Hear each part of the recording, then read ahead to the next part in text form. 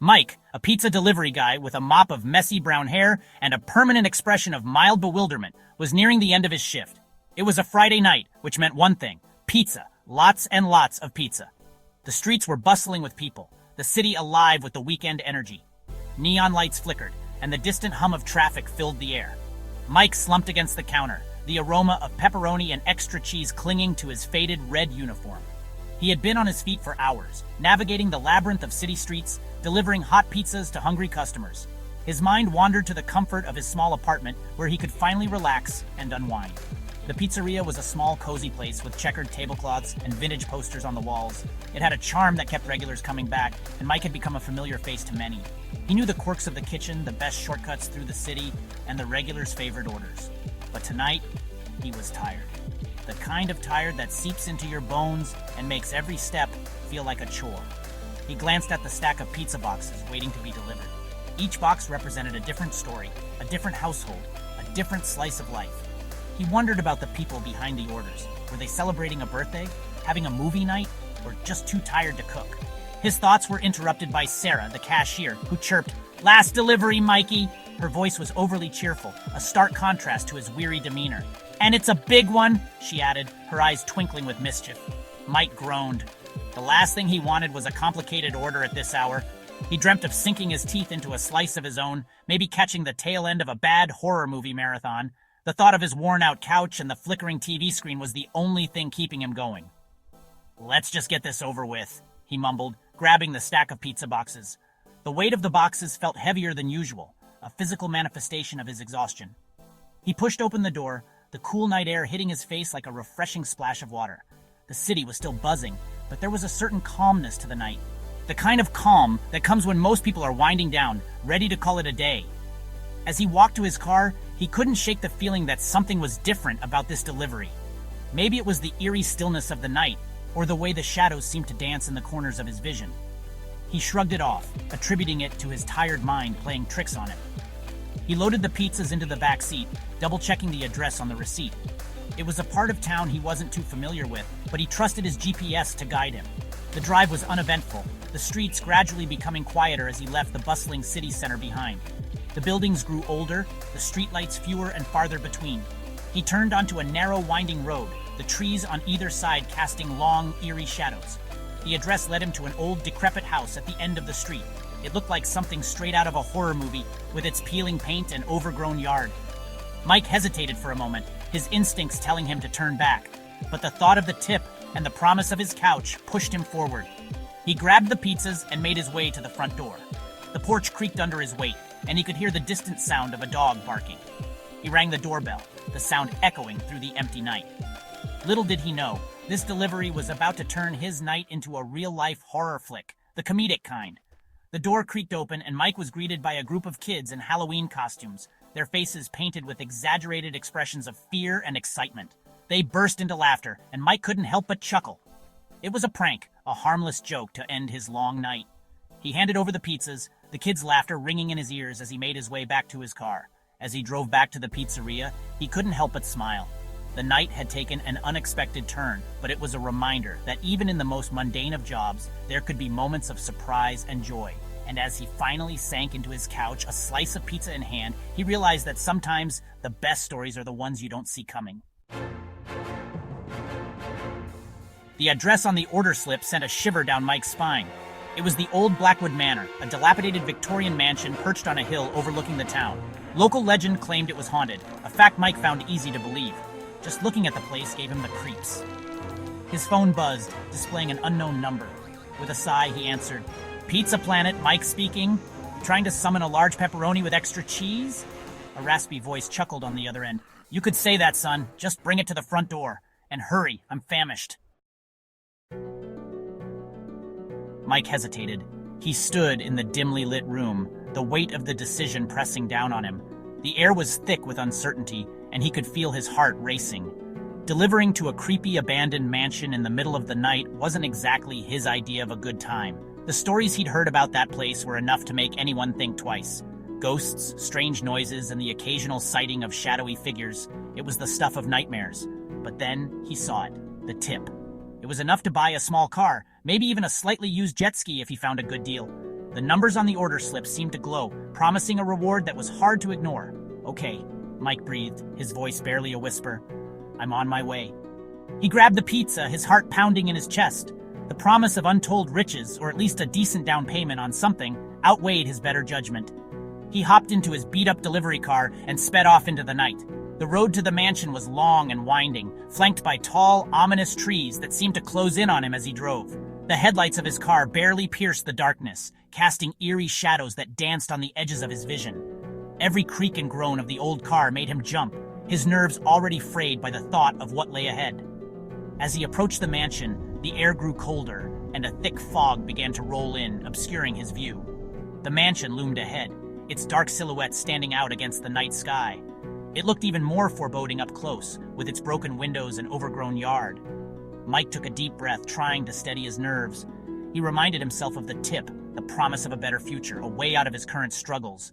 But then he saw it. The tip. It was enough to buy a small car, maybe even a slightly used jet ski if he found a good deal. The numbers on the order slip seemed to glow, promising a reward that was hard to ignore. It was enough to buy a small car, maybe even a slightly used jet ski if he found a good deal. The numbers on the order slip seemed to glow, promising a reward that was hard to ignore, maybe even a slightly used jet ski if he found a good deal. "Okay," Mike breathed, his voice barely a whisper. "I'm on my way." He grabbed the pizza, his heart pounding in his chest. The promise of untold riches, or at least a decent down payment on something, outweighed his better judgment. He hopped into his beat-up delivery car and sped off into the night. The road to the mansion was long and winding, flanked by tall, ominous trees that seemed to close in on him as he drove. The headlights of his car barely pierced the darkness, casting eerie shadows that danced on the edges of his vision. Every creak and groan of the old car made him jump, his nerves already frayed by the thought of what lay ahead. As he approached the mansion, the air grew colder, and a thick fog began to roll in, obscuring his view. The mansion loomed ahead, its dark silhouette standing out against the night sky. It looked even more foreboding up close, with its broken windows and overgrown yard. Mike took a deep breath, trying to steady his nerves. He reminded himself of the tip, the promise of a better future, a way out of his current struggles. The closer Mike got to Blackwood Manor, the creepier things got. The wind howled like a banshee, whipping through the trees that lined the long, winding driveway. The full moon cast eerie shadows that danced and twisted in the darkness. He parked his car a safe distance from the mansion, not wanting to risk getting stuck if things went south. He grabbed the pizzas, his knuckles white as he gripped the boxes. As he approached the front door, it creaked open, revealing a darkened foyer. A chill ran down his spine. "Hello?" he called out, his voice trembling. "Pizza delivery?" Mike cautiously stepped inside, his eyes struggling to adjust to the gloom. Cobwebs hung from every corner, and dust lay thick on the floor. As he walked, he noticed the portraits lining the walls. They were of stern-looking men and women in old-fashioned clothing. Well, look what the cat dragged in, and what, pray tell, are you supposed to be wearing? Mike jumped back, dropping the pizzas in surprise. They landed on the floor with a thud. "Mike, talking portraits? This is officially not cool." Suddenly, the lights flickered on, revealing a grand ballroom filled with dancing ghosts. The room was bathed in an eerie glow, casting long shadows that seemed to dance along with the spectral figures. The chandeliers above swayed gently, their crystals clinking softly, adding to the otherworldly ambiance. It was as if the entire room had been transported back in time, to an era where grand balls and elegant dances were the norm. But instead of living, breathing people, the room was filled with the ethereal forms of the departed. Transparent figures in tattered gowns and dusty suits waltzed to an eerie yet strangely catchy tune. The music seemed to come from nowhere and everywhere at once, a haunting melody that resonated deep within the soul. Each ghost moved with a grace that belied their tattered appearances, their feet barely touching the ground as they glided effortlessly across the floor. The air was thick with the scent of old perfume and the faintest hint of decay, a reminder of the ballroom's long-forgotten past. Look at them go! It's like they're reliving their glory days, each step a testament to the dances they once knew so well. The ghosts seemed to be in their own world, oblivious to the living intruders who had stumbled upon their spectral soiree. Their faces, though pale and translucent, were filled with expressions of joy and nostalgia, as if they were savoring every moment of this ghostly gathering. It's like a supernatural dance-off in here. Each pair of ghosts seemed to be trying to outdo the others, their movements becoming more elaborate and intricate with each passing moment. Some spun and twirled with breathtaking speed, while others performed lifts and dips that would have been the envy of any professional dancer. The energy in the room was palpable, a swirling vortex of excitement and competition. I know, right? It's like they're having the time of their afterlives. The laughter of the ghosts echoed through the ballroom, a sound that was both chilling and strangely heartwarming. It was clear that despite their ghostly state, they were enjoying themselves immensely. Their laughter was infectious, and soon even the living found themselves smiling at the sight of these spectral revelers. Who knew ghosts could have such moves? Their dance moves ranged from the elegant to the downright comical, with some ghosts attempting modern dance styles that seemed hilariously out of place in the grand ballroom. One ghost, in particular, was trying to moonwalk, much to the amusement of the others. It was a surreal sight, a blend of the past and the present, the living and the dead, all coming together in this bizarre dance party. Mike watched in disbelief as a ghostly couple, their faces locked in a permanent expression of surprise, tripped over each other's spectral feet. Their attempts to regain their balance only made things worse, resulting in a series of awkward and clumsy movements that had the other ghosts in stitches. It was a scene straight out of a slapstick comedy, and Mike couldn't help but chuckle at the absurdity of it all.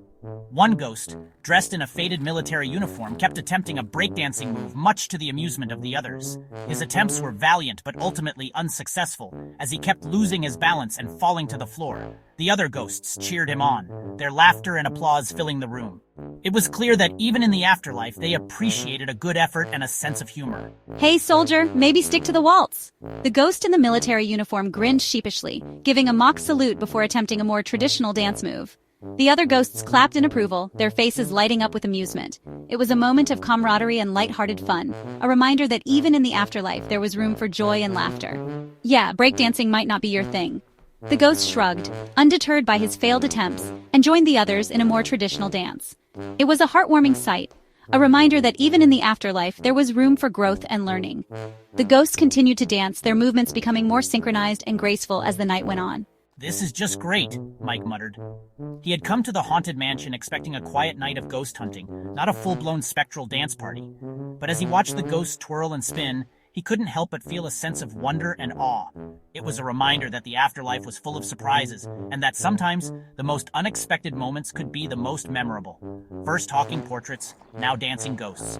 What else could this haunted mansion possibly have in store?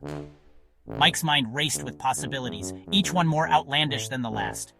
He had seen his fair share of supernatural phenomena, but this was something entirely different. It was as if the mansion itself was alive, a living, breathing entity that thrived on the energy of its ghostly inhabitants. What's next, a zombie buffet? The thought was both amusing and terrifying, a fitting end to a night filled with unexpected twists and turns. As the ghosts continued to dance, Mike couldn't help but wonder what other surprises the haunted mansion had in store. One thing was for sure, this was a night he would never forget. As if on cue, a gaunt figure in a tattered butler's uniform shuffled into the room, balancing a silver tray with a single cup of tea. He approached Mike, his eyes glowing an eerie green. Excuse me, sir, would you care for some Earl Grey? It's freshly brewed, from the River Styx. Mike stared at the steaming cup, his stomach churning. "I think I'll pass," he stammered. "I'm not really thirsty or dead." More tea for me, then. The butler shrugged, his bony shoulders cracking. He took a long, rattling sip, never breaking eye contact with Mike. Suddenly, the lights snapped on, revealing a group of people in street clothes, some holding cameras. A man with a booming voice and a headset walked towards Mike, a wide grin on his face. And cut! That was amazing, Mike. You were brilliant. He clapped Mike on the shoulder. Welcome to Fright Night Live, the hidden camera show where we prank unsuspecting pizza delivery guys. Mike stared at him, then at the ghosts who were now removing their costumes, and finally at the zombie butler who was, in fact, a very much alive teenager sipping on a can of soda. Mike burst into laughter, relief washing over him. He'd been pranked completely and utterly. It was all so ridiculous, so over the top, that he couldn't help but see the humor in it. "You got me good," he admitted, wiping a tear from his eye. "But let's get one thing straight. I am never, ever delivering pizza again." The director chuckled. Fair enough, Mike. Fair enough. If you enjoyed this spooky slice of chaos, don't forget to like, subscribe, and ring the bell, unless you're too scared.